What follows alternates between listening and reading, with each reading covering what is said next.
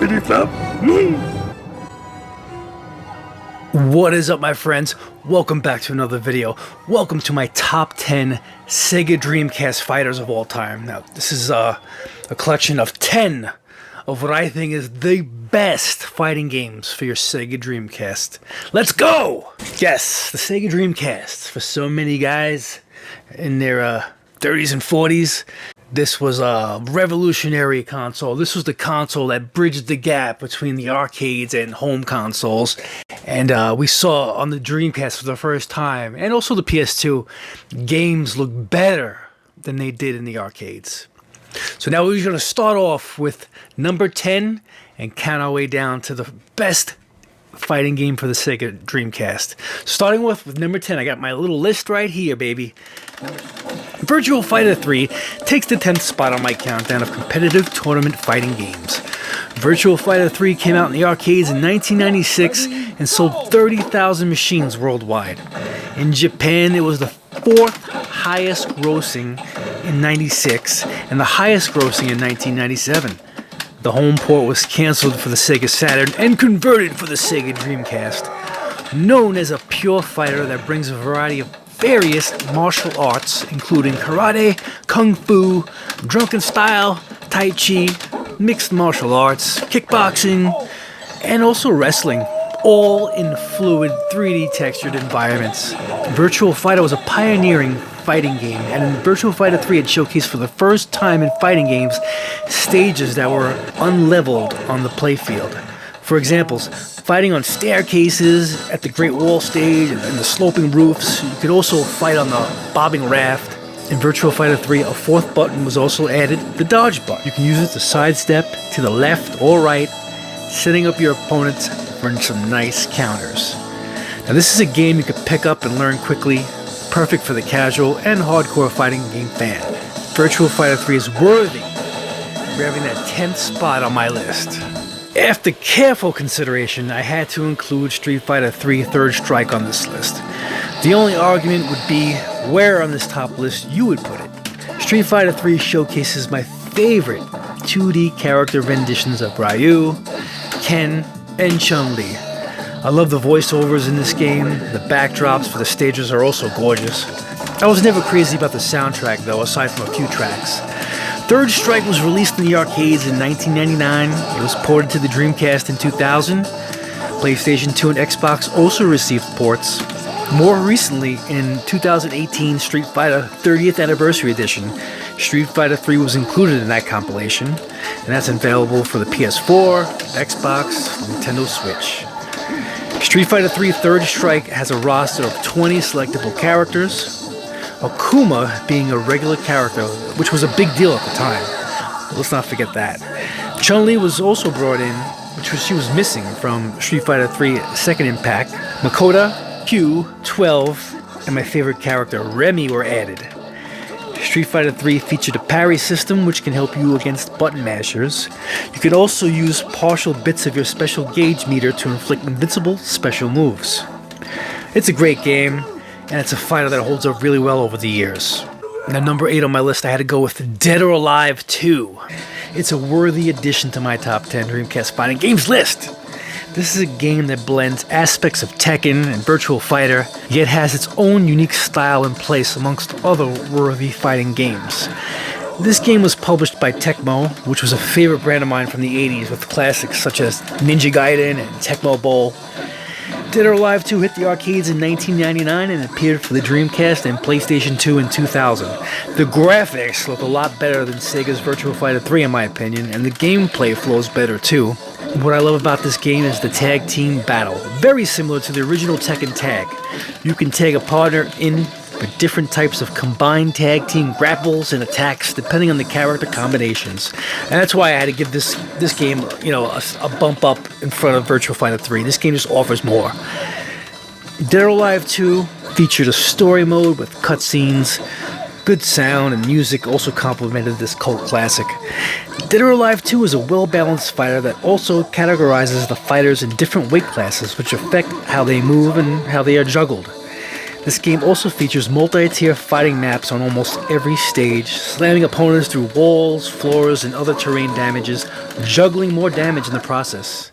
This game features a total of 15 fighters. The number 7 on my list, I had to go with King of Fighters 2002. I played the hell out of King of Fighters 2002 on my Sony PSP, but it wasn't until recently that I would discover that King of Fighters 2002 was available for the Dreamcast.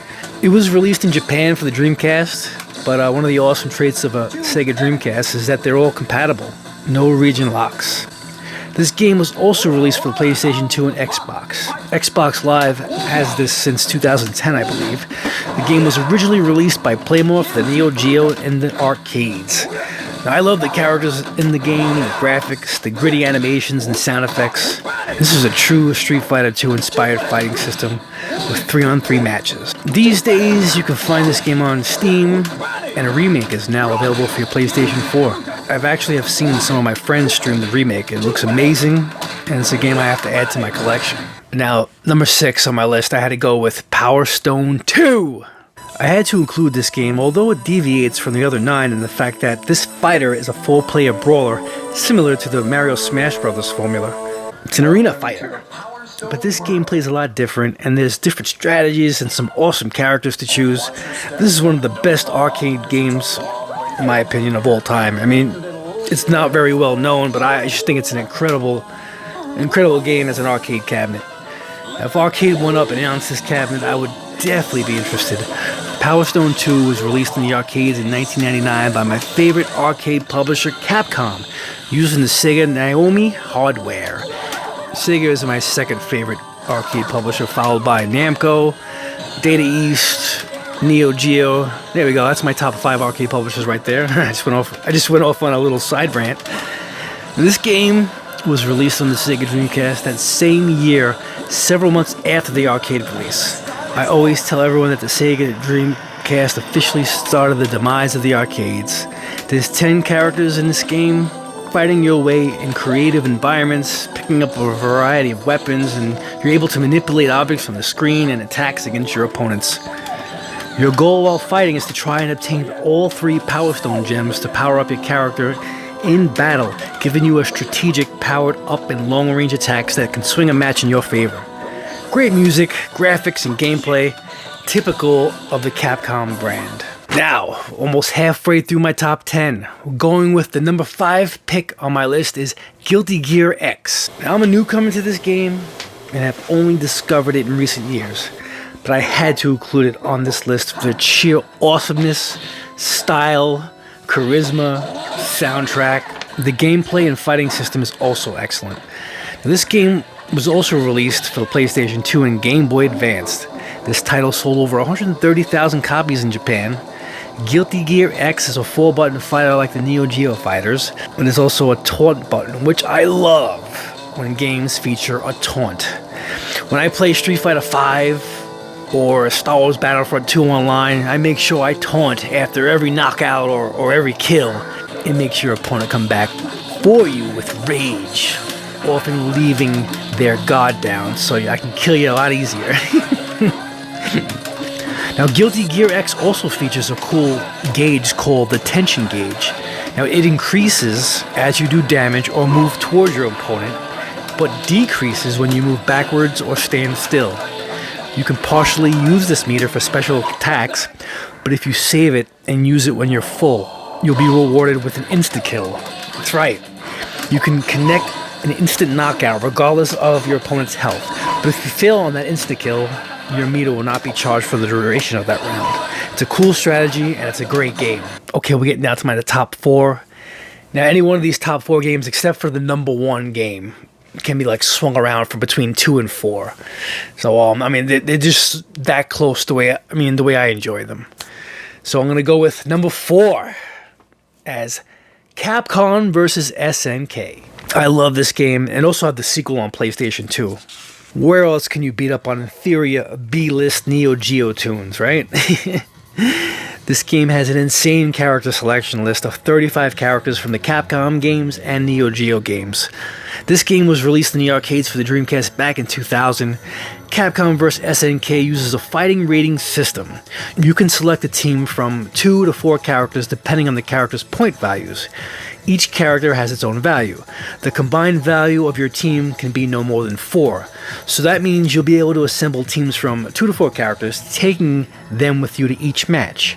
You can shuffle the order at the start of every round, which I love. You can also pick a groove at the start of the game. Picking a Capcom groove is based on the gameplay system from the Street Fighter Alpha series, and the SNK groove is from the late 90s King of Fighters. It's a great game, and it should be in every fighting fan's collection. Number 3, we're going with Street Fighter Alpha 3, Psycho Dojo.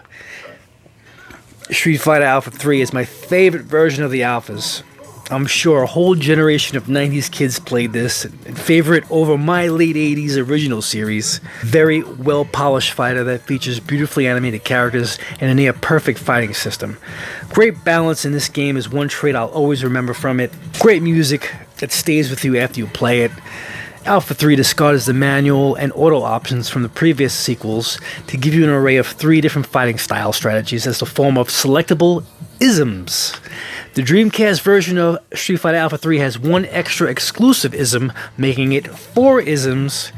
Now, Cody was one of the characters from Final Fight. He made his debut in Street Fighter Alpha 3. Alpha 3 has the most diversified roster of all time, not counting modern gaming where you have to buy add-on characters. This game sold over 1 million copies on the PlayStation. Just an incredible amount of popularity in the fighting game genre. Number 2 on my list, we're going with Marvel vs. Capcom 2. Marvel vs. Capcom 2 needs no introduction to anyone clicking on this video. Very impressive on the Dreamcast. It was the first game to be classified as a 2.5D game.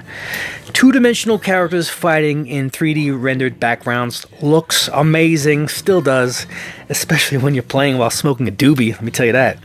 This game features one of the biggest rosters I've ever seen in a fighting game, including some characters from Capcom's Darkstalker series and Mega Man. 56 characters in total. This game was released at the arcades in 2000. This game was also released on the PlayStation 2, PlayStation 3, iOS, Xbox, and Xbox 360. All physical copies of this game are extremely expensive on all platforms, and especially if you have them complete in box. This game features 3-on-3 non-stop tag team action gameplay for tons of special combinations and team possibilities. It's a timeless classic that is rumored to get a release from Arcade 1-Up. Wouldn't that be cool? Would I get that cabinet? Probably not, because I prefer the Dreamcast version, and I already have the original Wi-Fi Marvel vs. Capcom cab by Arcade 1-Up, so I don't think I'm going to be getting the sequel. But you never know. If they throw in some really cool heavy hitters in there along with it, then maybe I wouldn't be able to pass. We shall see. Now, the number 1 game on my list. Now, those of you that follow the channel, you probably already know what this game is. Very simple if you guys know me. And that is Soul Calibur. The best fighting game of all time on the Dreamcast is Soul Calibur. You can't find another game that visually looks better on the Dreamcast. It's just not possible. The game is still gorgeous today when you compare it to Soul Calibur 6. This is a pure fighting game. No special moves, no fireballs, no superhuman strength, no jumping across the stage and trapping people in corners. One of the most perfectly balanced rock, paper, scissors games that you'll ever play. A fighter for the casuals and for the pros. I have a little short story to share with you guys, since you've made it all the way to the end. Recently, another YouTuber challenged me, not too long ago. He goes by the name of Welcome to Die. Cool dude. Check out his channel, Welcome to Die. As you can see, is the caption right there. I'll leave a link in the description. He's a hardcore, fighting game enthusiast. He competes in a lot of tournaments, and arcade enthusiast. And he's actually pretty good at fighting games. So he said he could beat me at my favorite fighting game. But the catch was, obviously my favorite fighting game of all time is Soul Calibur. But the catch was, he had never played Soul Calibur before. He said he would train for a week and then beat me during a live stream. I guess just to embarrass me, right? Comical as it sounds, I mean, people feel the need to have to prove something to me sometimes. I just don't get it, man. Throughout my whole life, I don't know, maybe I have no idea why. Maybe I'm just a douche, or I give this obnoxious vibes. I have no idea. Let me know if I'm a dickbag in the comment section. We played first player to reach 10 matches wins. Now, as we were playing, it was pretty cool. It was a lot of fun. I let him win the first 3 matches, just messing around, feeling him out, putting on a show for the crowd. It was like over 50 people watching that match live on Your Average Gamer's channel. I just wanted to put on a show, see what he learned for his week of training. Now, he started to get some confidence, after he beat me 3 times. Started to get a little cocky, more trash talking than ever.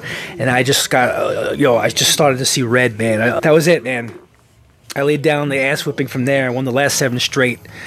And as you can see, this is purely a weapons-based game, originally exclusive to the Dreamcast at the time. Now, I love the parry system in this game, and it's one of the few fighting games that I care to beat on the hardest setting with every character. I just love it, along with the extra modes that it contains. The Dreamcast version of Soul Calibur is one of the few arcade ports that visually look better than the arcade counterpart. This game contains tons of unlockable fan art, unlockable characters, and the unlockable exhibition theater.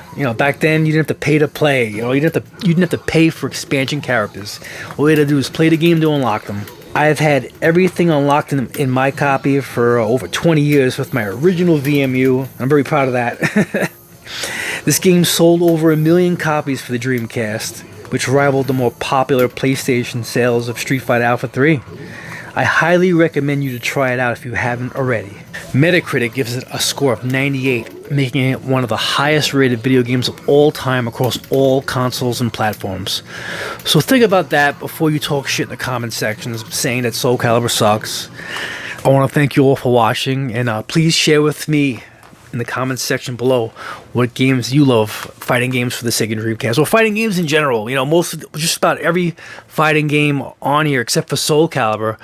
That was the only exclusives, I think. So let me know what fighting games you loved back in the 90s, and I hope you enjoyed the video. Drop a like if you enjoyed this video. It took me like a couple of weeks to put this together, so at least you can give me a like. If you liked it, of course. If you don't like it, fucking give me a thumbs down. I don't care. Thank you all for watching, and I'll see you again on the next one. Peace!